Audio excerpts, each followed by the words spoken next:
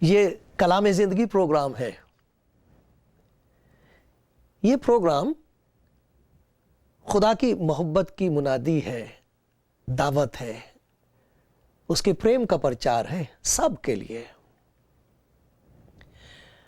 इस प्रेम सभा में, इस महफिल में, जो खुदा की मोहब्बत की महफिल है, इसमें आपको खैर मकदम कहना, आपका स्वागत करना, ये मेरे लिए बहुत बड़ी खुशकिस्मती है, बहुत बड़ी इज्जत है।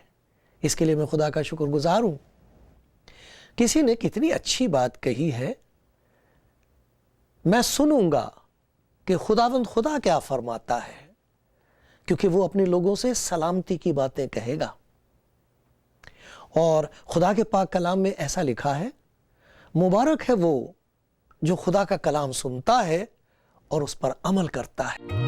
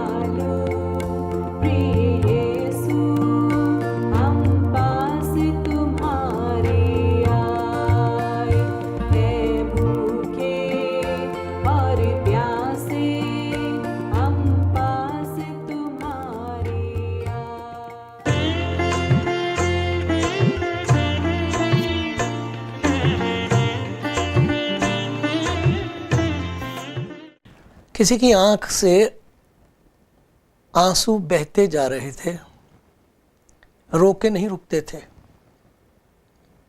बहते जाते थे। एक तूफान था, उमड़ आया। कोई नहीं सुन सकता था आंसुओं की ज़बानी क्या कहा जा रहा है, क्या कह रहे हैं आंसू। कोई नहीं जानता था, कोई नहीं सुनता था। मगर ऐसा लगता है वो आंसू कुछ ये कह रहे थे कि ये भी कोई ज़िंदगी है, गम की मारी ज़िंदगी, फिक्र से लचकी हुई बीमारो लागर ज़िंदगी, ये भी कोई ज़िंदगी है। कितने लोग हैं जो कह नहीं सकते, उनके बहते हुए आंसू कहते हैं। है कोई सुनने वाला? है कोई जो समझता हो? है किसी के दिल में दर्द? ये भी कोई जिंदगी है, गम की मारी जिंदगी, फिक्र से लचकी हुई बीमारो लागर जिंदगी, लाचार, मजबूर। कुछ देर तक खामोश रहने के बाद उसी दिल से एक आह सी निकली। खुशी का नाम सुना था, मगर खुशी ना मिली। ना जाने किसके जख्मों पर उंगली रख दी गई। इरादतन नहीं, दानिस्ता नहीं। मुझे मालूम नहीं किसकी आंखों की राह से आंसुओं का तूफान सब बह निकला हो। मुझे मालूम नहीं, मैं नहीं जानता आपको, मुझे मालूम नहीं। हो सकता है आंखों से आंसू बहते हों और आप ये कहें, राह तक तक के सुलगने लगी पलकें मेरी, राह तक तक के सुलगने लगी पलकें मेरी, आंसुओं का हुआ आंखों से गुजर देर के बाद। जैसे आग सी लगी हुई थी पलकों में, बड़ी इंतजार थी मगर आंसू ना आए। हैं ऐसे लोग, हैं ऐसे लोग, बहुत हैं। अपने जख्म किसी को नहीं दिखा सकते, कोई नहीं सुनता उनकी, डरते हैं वो, मायूस हो गए, नाउम्मीद हो गए। हमारा कोई नहीं, अब हम इस गड्ढे में से कभी ना निकल सकेंगे। ऐसे हैं लोग, बहुत हैं, बहुत हैं। लेकिन मेरी बात सुनकर अगर किसी की आंख में आंसू आ गए हैं तो शायद आप ये कहें, अच्छा हुआ आंसू आ गए। कोई है जो मेरे दिल की बात कह रहा है, मगर ये मैं नहीं, ये मैं नहीं हूं। ये वो है जो आपको जानता है और आपको प्यार करता है। ये उसकी आवाज है। और अगर आंसू आ गए हैं तो अच्छा हुआ, अच्छा हुआ। लेकिन फिर कोई कहेगा, आंसू तो आ गए, क्या चैन भी आएगा? इसके बाद आराम आ जाएगा? इसके बाद इत्मीनान हासिल होगा? और क्या उसके बाद मेरी जिंदगी पर खुशी की हुकूमत होगी?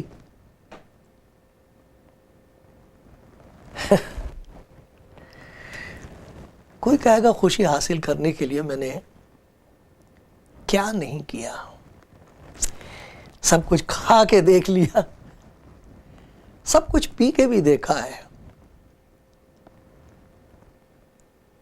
खामोश रह के देख लिया, शोर मचा के देख लिया, खर्च करके देख लिया, बहुत कुछ खरीदा, बहुत कुछ खरीद के देख लिया, खैरात करके देख लिया, क्या नहीं किया, मगर खुशी ना मिली, खुशी ना मिली। दूसरों को खुश करती रह गई मैं।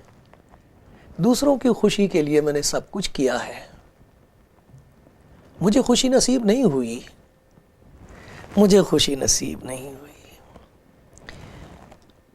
मुश्किल की बात यह है कि ये मूर्ख मन मानता नहीं कि चलो खामोश हो जाते हैं, कोई बात नहीं, अगर खुशी मेरे मुकद्दर में नहीं, मेरे नसीब में नहीं, ना सही। मगर ये मूर्ख मन मानता नहीं, मांगता ही रहता है, मांगता रहता है, अंदर से मांगता रहता है। कोई सुने ना सुने, अंदर से मांगता है।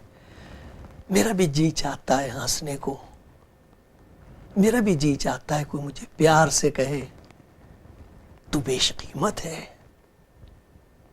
तेरी बड़ी कदर है, तेरी बड़ी जरूरत है, तुझ में बहुत गुण है। मगर अभी तक किसी ने ऐसा कहा नहीं।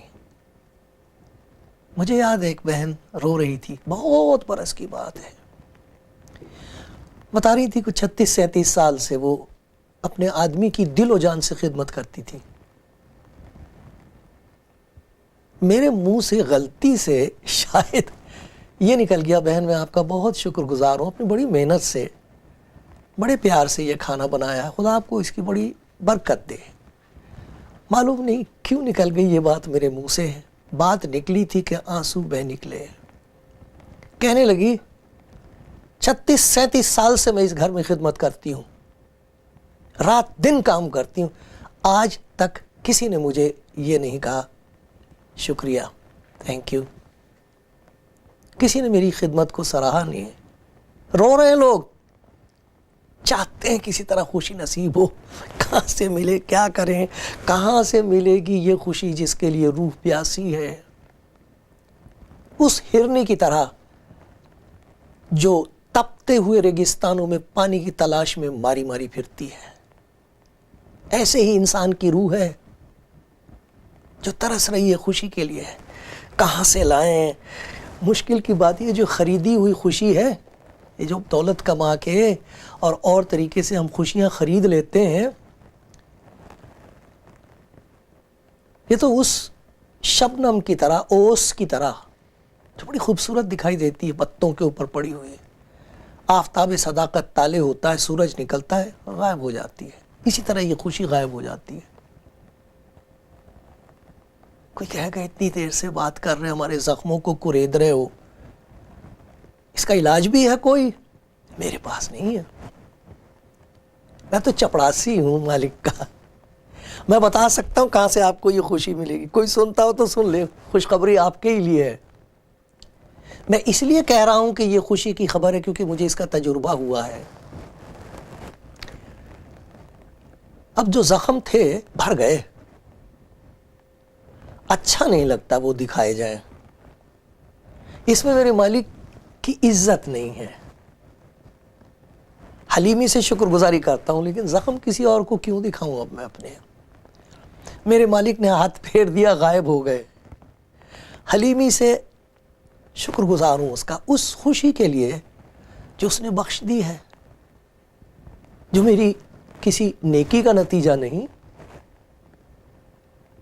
कुछ किया नहीं मैंने उसके लिए, उसके तरस की बात है, उसके रहम की बात है, उसके प्यार और उसके मोहब्बत की बात है, उसके फजल की बात है, उसकी शफकत है, करम है उसका। इसलिए मैं कह रहा हूं मेरी प्यारी बहन, मेरे प्यारे भाई, इसलिए मैं आपसे कह रहा हूं, है एक खुशी, ऐसी खुशी जो खरीदी तो नहीं जा सकती, लेकिन वो ऐसी खुशी है जिसे किसी किस्म की भी मौत निगल नहीं सकती, उसे दायमी खुशी कहते हैं। उस खुशी के बारे में अगर आप जानना चाहते हैं तो वो खुशी है खुदा की तरफ से इनाम के तौर पर। कैसे मिलेगी? मैं आपको बताता हूं खुदा यीशु मसीह की एक बात जो उसने कही है।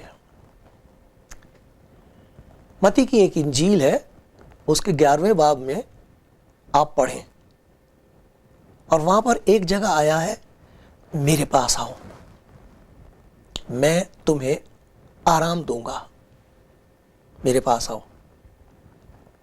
कहां कहां जा गए, चले जा चुके हैं आप, क्या क्या करके देख लिया है, एक दफ़ा खुदा की इस मोहब्बत की आवाज़ पर एतबार करके देखो। खुदाबंद यीशु जिंदा खुदाबंद है, उसका कहना मेरे पास आओ। आज वो कह रहा मेरे पास आओ। सारी दुनिया में ये आवाज़ गूंज रही है, मेरे पास आओ, मैं दूंगा तुम्हें वो जो तुम कमा नहीं सकते, जो कोई और दे नहीं सकता। वो खुशी, वो इत्मीनान, वो चैन जिसके लिए तुम्हारी रूह प्यासी है रात दिन, मेरे पास है तुम्हारे लिए आराम। आओ मेरे पास, आ मेरी बेटी, आजा आजा मेरे बेटे, मेरे पास आ, मैं तुझे गले लगाऊंगा, मेरे पास आ। यह है खुशी की खबर, इसको कहते हैं इंजील। और खुदावंद यीशु मसीह ने ऐसा कहा है, मैंने ये बातें तुमसे इसलिए कही हैं, मैंने ये बातें तुमसे, मुझसे, आपसे इसलिए कही हैं ताकि मेरी खुशी तुम में हो। एक खुशी वो है जो दुनिया की खुशी है, एक खुशी वो है जो हम खरीद लेते हैं, एक वो खुशी है जो कह रहा है वो, मेरे पास आओ मैं तुम्हें आराम दूंगा। मैंने ये बातें तुमसे इसलिए कही हैं ताकि मेरी खुशी तुम में हो और तुम्हारी खुशी पूरी हो जाए। तुम्हारी खुशी पूरी उस वक्त होगी जब तुम्हें मेरी खुशी नसीब होगी। वो खुशी जो मैं अता करता हूँ, वो खुशी जो मैं बख्श देता हूँ, दे देता हूँ। तमाम दुनिया में आपको, सारी दुनिया में लोग ऐसे मिलेंगे जो कहेंगे एक मातम कदा था हमारी जिंदगी, मातम की जगह थी, रात दिन रोना रोना रोना, आंसू ही आंसू थे, कोई चैन नहीं, कोई आराम नहीं, घर में सब कुछ होते हुए भी कुछ नहीं था, खुशी नहीं थी। लेकिन किसी ना किसी तरीके से हमें खुदावंद यीशु मसीह के बारे में किसी ने बता दिया। उनकी गवाही यह है, वो आया तो अंधेरा जाता रहा। एक अजीब किस्म की खुशी हमको नसीब हुई है, जैसे मैंने अर्ज किया, ना कमाई जा सके, ना खरीदी जा सके, ना कोई और दे सके। किस तरह मिलेगी? कोई कहेगा मैं क्या करूं, कोई मेरी बेटी, कोई मेरी बहन कहेगी तो मैं करूं क्या, मुझे कुछ करना होगा। क्या मांगता है वो, क्या कीमत देनी होगी, पैसे देने होंगे? नहीं, नहीं, सेवा करनी होगी? नहीं नहीं नहीं, कुछ नहीं। वो तो आपको प्यार करता, आपको कुछ देना चाहता। कोई भाई कहेगा मुझे भी मिल सकती, और क्या, क्यों नहीं मिल सकती? मुझ गुनाहगार पर उसने रहम किया, अगर वो मुझे प्यार कर सकता है तो फिर कौन ऐसा है जिसे वो नहीं कर सकता? कैसे मिलती है? दो काम करने पड़ते हैं। पहली बात तो यह है कि अपने गुनाह का इकरार करना पड़ता है, मानना पड़ता है कि आए खुदावंद मैं हूं गुनाहगार, मुझसे बहुत से ऐसे काम हुए हैं जिनकी वजह से मैं तेरे नज़दीक नहीं आ सकता, मुझे डर लगता तेरे पास आते हुए, मैं आ नहीं सकती, मुझे यकीन नहीं है कि तू मुझे भी प्यार करेगा, मैंने तो बहुत गलत काम कर लिया है मेरे खुदावंद। वो कहता अपने गुनाह का इकरार कर, मान कि तुझे मेरी ज़रूरत है, मान ले इस बात को कि कहीं और से तुझे ये चीज़ ना मिली। इसमें हलीमी की, फिरोतनी की, नम्रता की ज़रूरत होती है कि हम खुदावंद यीशु मसीह से कह दें मैं तुझे जानता नहीं, मैं तुझे नहीं जानती, सुन रही हूँ तेरे बारे में, लेकिन है मेरा दिल ज़ख्मी, बड़ा भारी बोझ है मेरे ऊपर, कहाँ लेके जाऊँ, किसे बताऊँ, सब कुछ करके देख लिया, बात नहीं बनती, खुश नहीं हूँ मैं अंदर से। मैं आपको आपकी मिन्नत करके कहता हूँ मेरी प्यारी बहन, मेरे प्यारे भाई, जो कुछ मैं कह रहा हूँ वो मेरी बात नहीं है, ये मेरी बात नहीं है, ये उसकी बात है जिसने आपको पैदा किया है, जो आपको प्यार करता है और आपको बरकत देना चाहता है। मैंने ये बातें इसलिए तुमसे कही हैं ताकि मेरी खुशी तुम में हो, तुम्हारे घर में हो, तुम्हारे रिश्ते नातों में खुशी हो सकती है। हाँ, अजीब किस्म की खुशी आपको मिलेगी जब आप अपने गुनाहों को उसको दे देंगे, बोझ हट जाएगा, आपको ऐसा लगेगा कि जंजीरें कट गईं। आप कहेंगे ये क्या हुआ। जब वो ऐसा करेगा तब आप हैरान रह जाएंगे। जब हम अपने लिए कुछ करते हैं तो सब कुछ करने के बाद भी परेशान रह जाते हैं। अपने गुनाहों को उसके सामने मानना पड़ता है। पहली बात गुनाह का इकरार। दूसरी बात उसकी मोहब्बत और कुदरत पर एतबार। क्या यह सच है कि गुनाहों की मुआफी उसके पास है? क्या यह सच है कि उसमें ऐसी जबरदस्त कुदरत है कि वो हमारे गुनाहों का बोझ हम पर से हटा दे? यह मानना पड़ेगा आपको, ईमान लाना पड़ेगा, कहना पड़ेगा मैं ईमान लाता हूं तुझ पर, मैं यकीन करती हूं खुदावंद, और मैंने अपने बोझ को तेरे हाथ में दे दिया, तेरा शुक्र हो।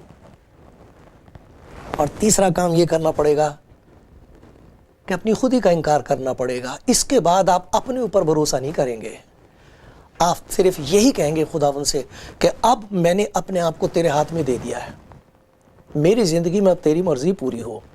ये करके तो देखो एक दफ़ा, यस्सु नाम लेके यूं कहो, प्यारे यस्सु मैं अपने आप को तेरे सुपुर्द कर रहा हूँ, तेरे हाथ में दे रही हूँ, अपने गुनाहों को तेरे सुपुर्द कर रहा हूँ।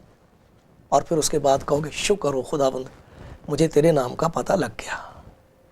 फिर ज़िंदगी जो शैतान ने, गुनाह ने गत बनाई है, वो एक गीत बन जाएगी शुक्रगुजारी का। ये खुशखबरी आपके लिए है, आपने सुन ली। जैसा वो आपको तौफीक देता वैसा कीजिए।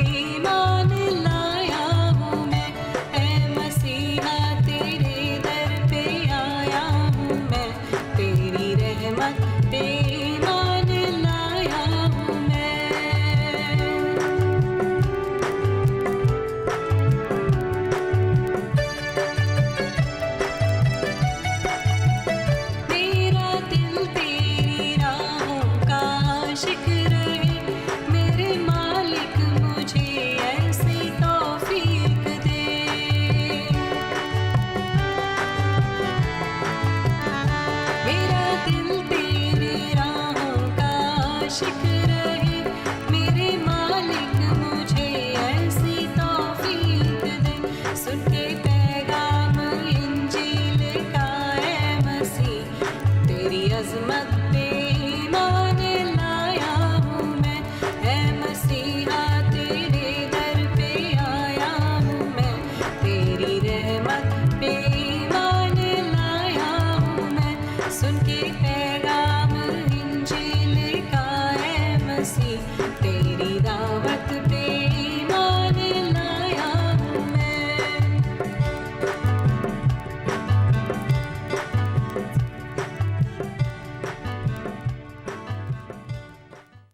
खुदा का बहुत शुक्र हो इस बात के लिए कि मुझे आपकी इस तरह खिदमत करने का मौका मिला है। खिदमत ये कि खुदा के कलाम की कुछ ऐसी बातें आपके सामने पेश की जाएं जिनसे आपका ध्यान खुदा की तरफ हो जाए।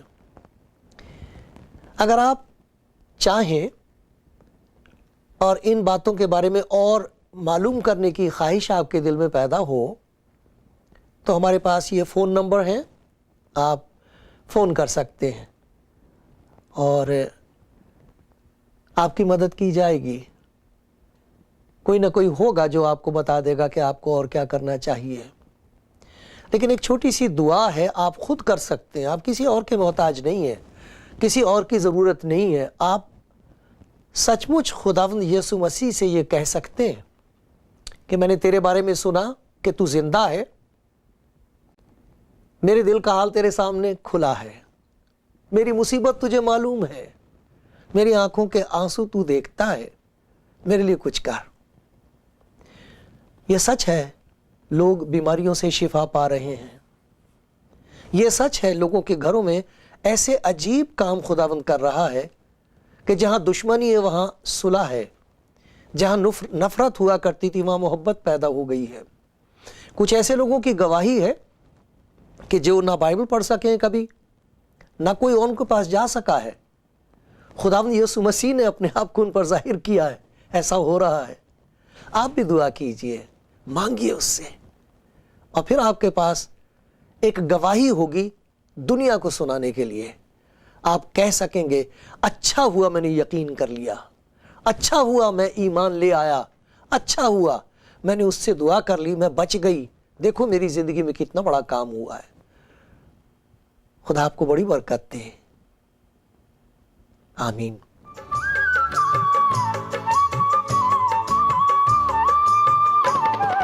हे मानव सुन, प्रभु का सहारा ले, धीरज धर के कर तू प्रतीक्षा, धीरज धर के कर तू प्रतीक्षा, उसी के हाथों से अपना गुजारा ले। हे मानव सुन, प्रभु का सहारा ले।